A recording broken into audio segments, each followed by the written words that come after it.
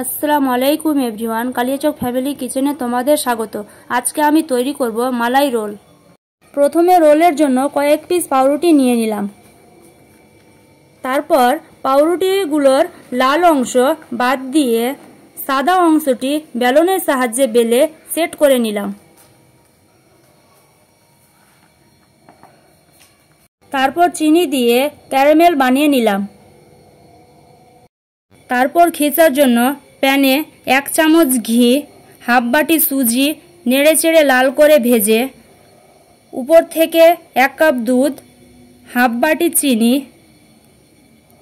Half বাটি গুঁড়ো দুধ ও শেষে গোটা গরম মশলা দিয়ে অনবরত নেড়ে নরম করে নামিয়ে নিলাম। তারপর সেট করে রাখা পাউরুটির মধ্যে তৈরি করা খিলসা দিয়ে সবগুলো রোল বানিয়ে নিলাম।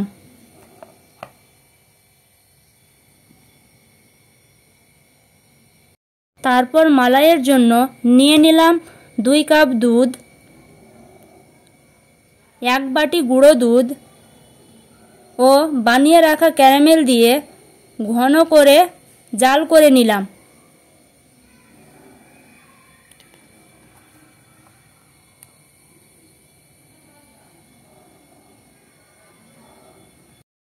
তারপর মালাই ঠান্ডা করে রোলগুলোর উপরে দিয়ে দিলাম।